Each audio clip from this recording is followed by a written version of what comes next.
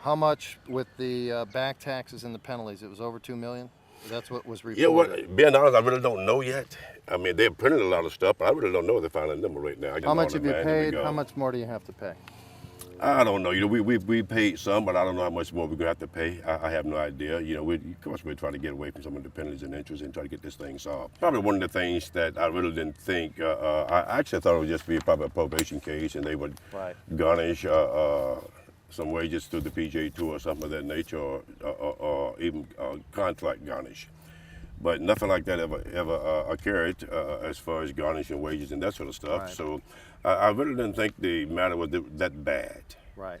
And basically what I want to do at this point, you know, is tell you the story and put it behind me and just basically move forward. How does the payment plan work?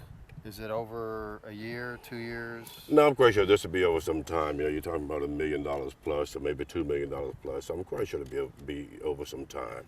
So, you know, we'll sit down with them and soon, a year, or oh yeah, you want to? Oh yeah, I definitely want to get them paid off and kind of get them, you know, get from under that microscope they got me under. You know what I mean? So I just need to get back to playing golf and doing some corporate stuff and get them squared away. What did you learn about yourself and about life while you're? Well, I'm a lot stronger individual than I probably gave myself credit for. But then I guess to achieve a playing career on the PGA Tour under some of the circumstances that we played under, I was a strong individual anyway. I'm a person that always did a lot of things with a lot of confidence. And I feel that, you know, in life, the harder you work, the better you get at whatever you're doing. I have a lot more patience than I thought I had. I never thought I would be able to stay there or do the things I did. I thought I'd be on some type of medication from anxiety, claustrophobia, something of that nature. And I just kind of took it with a grain of salt. There was things you had to do, like, you know, 1 o'clock at night, 2 o'clock at night, the fire alarm goes off. You have to get up and get dressed real quick and get outside. As far as the inmates up there was a lot of great guys. I made some friends up there. And, you know, the half a dozen guys I like to stay in contact with. Really? Guys who I thought was very, very nice guys, just got caught up. And of course, there's a lot of guys. Exchange cards with? Well, you know, you don't exchange with that many, you know what I mean? But, you know, you get my phone number here and there, you know, to a couple of guys that you like to stay in contact with.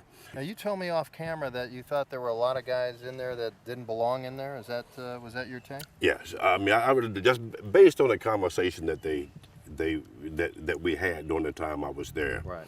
You know, I just feel they could have been a lot more productive being at home, doing something for the family or the community, or getting back involved with society and that sort of stuff. Did you become destroyed even a little bit? I think I became a lot closer to my wife from a standpoint of being strong. She proved that she's a very courageous, very strong individual. Was doing everything she could possibly do to get me out and make sure I was comfortable and that sort of stuff. So that was something, and I started a little thing with her on every, like Wednesday, Thursday night. We had a little date thing I would call, like 8 o'clock at night and that sort of stuff. And you know, we have a little date thing, you know, your favorite restaurant or what do you want to eat and all that sort of stuff. Ma, you look good tonight. And so you have to do stuff like that to keep your sanity, you know what I mean? And a friend of mine told me that up there that he did that with his wife, and they became closer and closer and closer. And I think that's the one thing that happened between Carol and I.